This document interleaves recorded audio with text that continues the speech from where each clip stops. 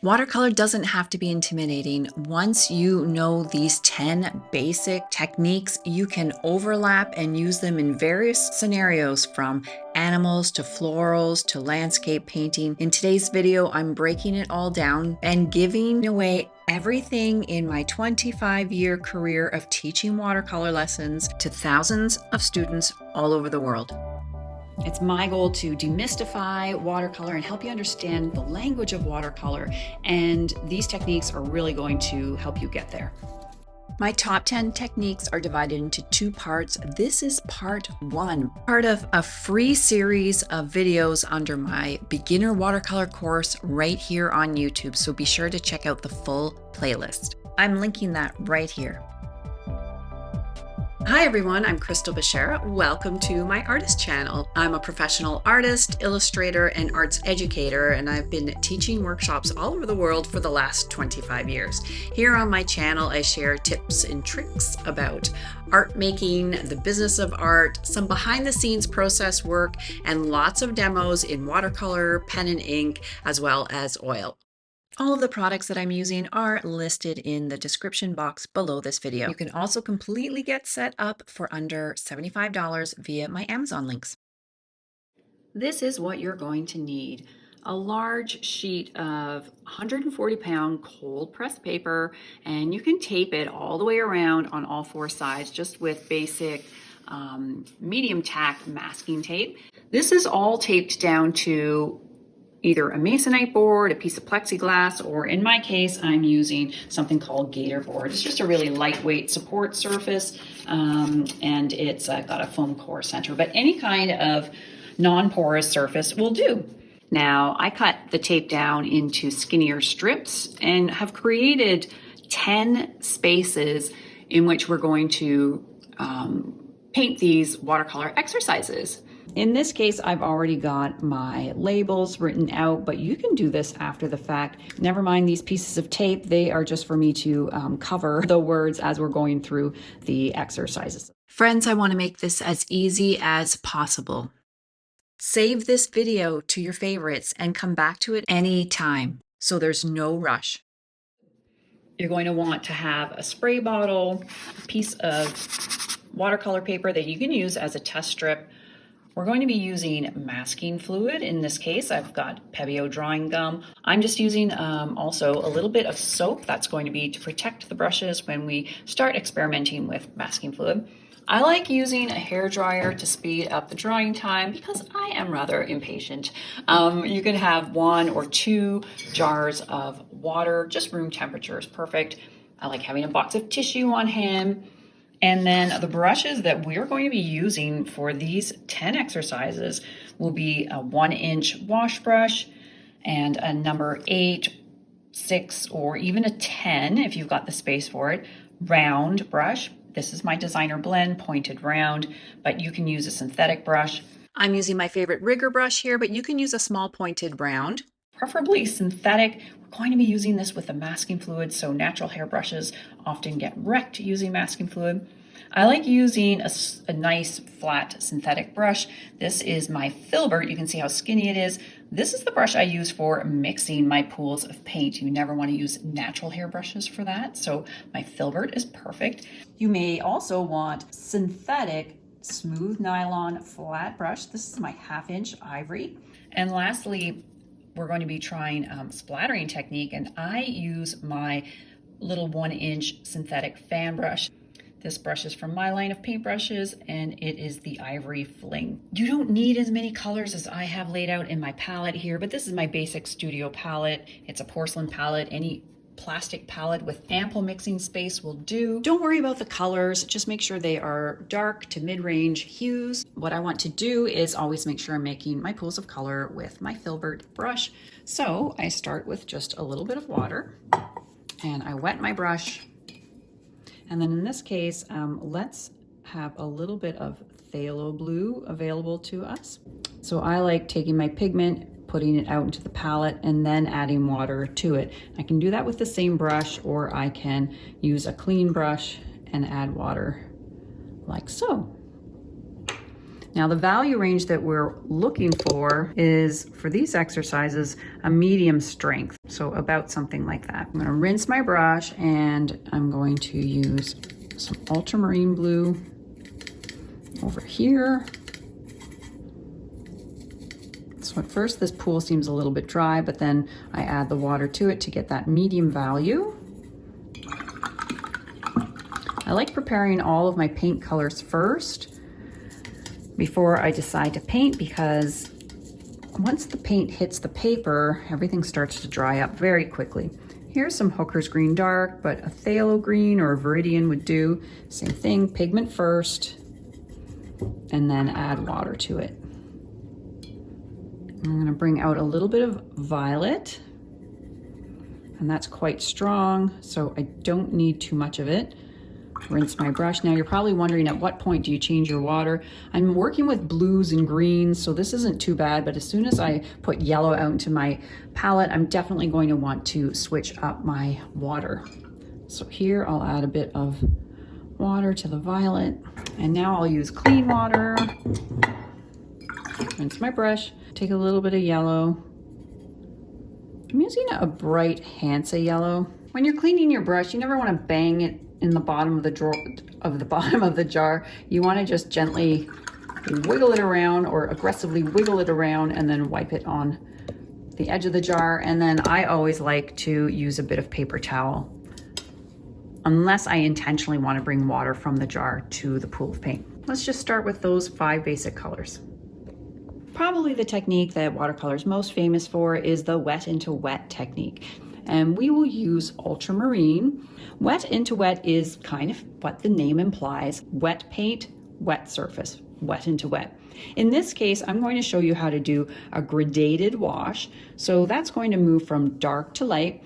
And if you can imagine a typical sky color where we've got a little bit more color at the top and then it kind of fades as we're going down, that would be a good example of where we might see a gradated wash. So in this example of wet into wet, I'm going to take that 1-inch brush and I'm going to wet it from top to bottom. Now with watercolor, you don't have to paint in the same direction and you don't have to put the water on in the same direction. I can change directions with my brush. That's not a problem at all. With wet into wet, it's really important that the surface is wet evenly. So you might want to bob your head around and just make sure that it looks like the same amount of glossiness all over. When you're sure that it is evenly wet, you're going to really want to load your soft 1-inch brush, and you're going to just start at the top and make your way down to the bottom. And the paint should naturally just sort of wear off your brush. If it's a really thirsty brush, it's going to hold a lot of paint. If the wash looks inconsistent or you don't like the brush strokes, you can completely smooth things over by running your brush back over it. In this case, I'm changing direction and I'm just smoothing the strokes upward. If you're adding or taking away paint, your paint surface needs to remain glossy at all times. The minute it starts to dry up, that's when you run into trouble. And you'll end up with more streaks. Instead of it looking more even, which is what your goal was, it will actually end up being streakier. So make sure that you are working on a very glossy surface and that you're not playing around in there for too long. That is the secret to creating a flawless wash. So the next technique that we're going to be working with is called charging. And charging is when you want to ramp up or intensify an area of paint. And generally, it's when you want to give a boost to an existing color of paint. So in this case, I'm going to wet the surface first.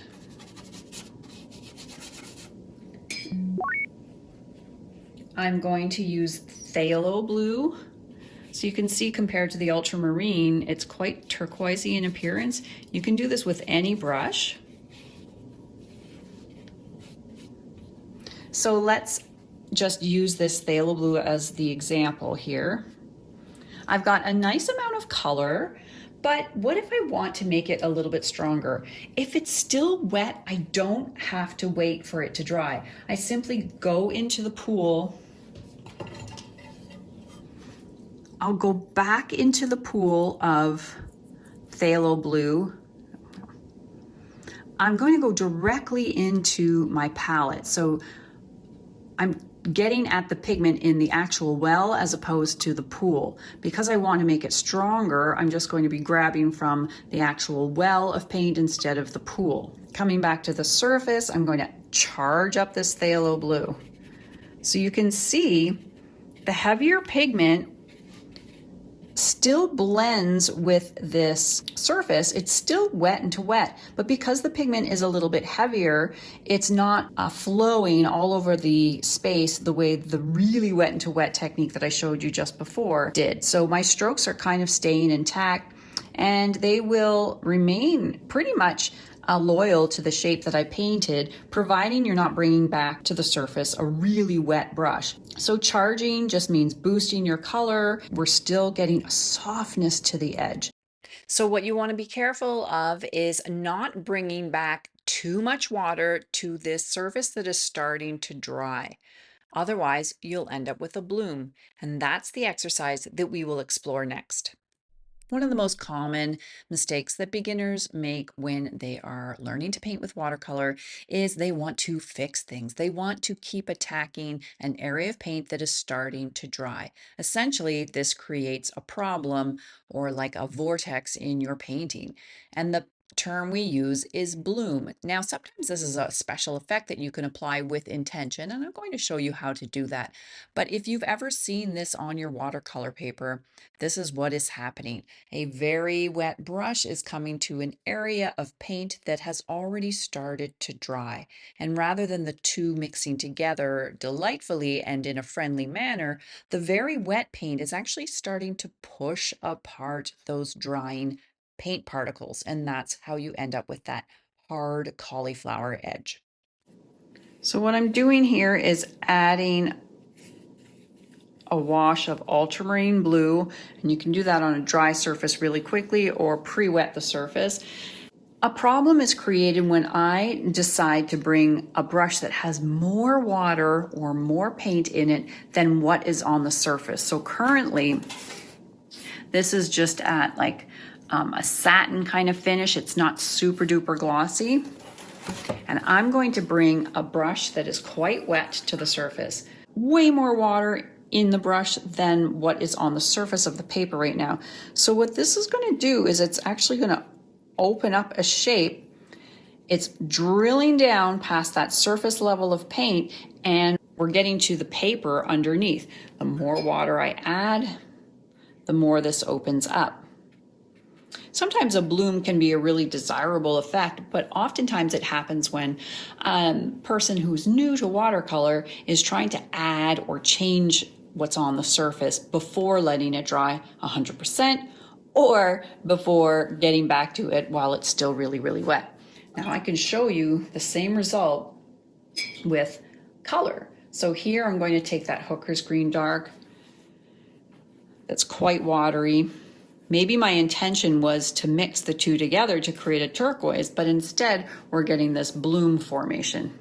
So you can see the edges here where the blue pigment is starting to collect because that wet green went into the surface and it started pushing the blue to the side. So rather than blending together, that watery brush brought a different consistency than what was on the paper. So instead of them matching, they're fighting against each other. That's how blooms are formed. If you really appreciate free content like this, you can support my channel by liking, subscribing, or hitting that super thanks button. The next technique that I want to show you is what we call bleeding an edge. Some people call it chasing the bead. I'm going to show you with just a little bit of violet. So here I put my brush stroke down, and then quickly before it dries up, I rinse my brush. I come back to the surface with a wet brush, and I just touch the tip of the brush to the edge of that shape, and I slowly coax it outward. Notice that the paint is flowing towards the water. The water isn't flowing towards the paint. That is the secret to bleeding an edge or chasing the bead. You may even want to tilt your board upward to let gravity do some of the work for you as well. If I apply too much water to this, or if I had started my brush too far into the shape, the water would have pushed into the purple and then we would have got one of these blooms.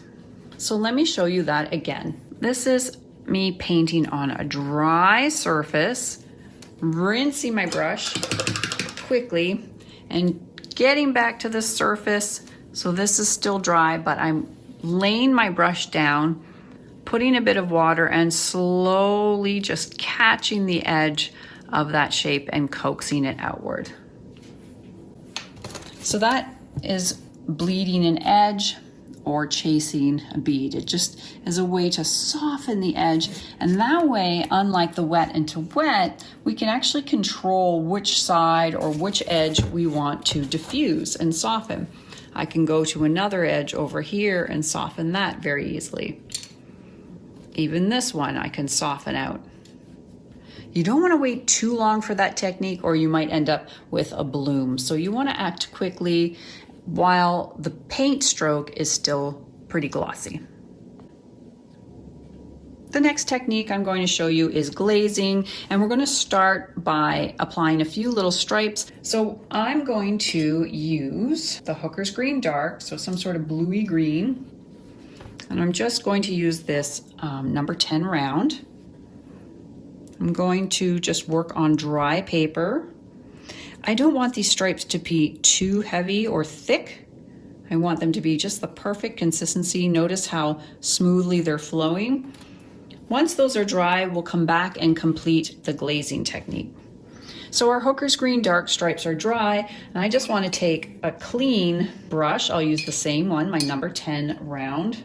I'll use a few different colors so you can really see the effect. So here I'm using the HANSA Yellow Light. So you can see I can put a stripe across, but the green paint still shows through.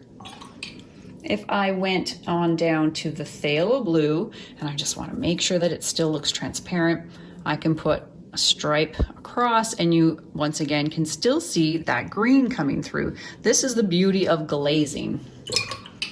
Now what happens when you put a second layer of the same color? What I'm going to be doing is taking that Hooker's Green Dark and laying it across.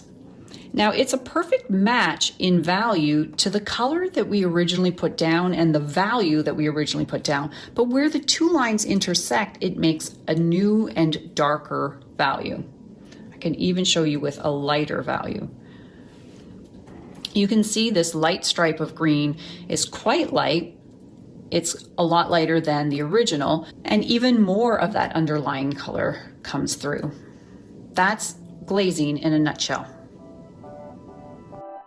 Friends, you've just completed 5 of my top 10 techniques for the beginner watercolorist. Stick around for part 2. It should be loading up next, and if it doesn't, check out the description box below for a direct link. I have an entire watercolor course absolutely free right here on my YouTube channel. Check out my playlist. I'll leave the link in the description box below, because I truly believe that art should be accessible to everybody.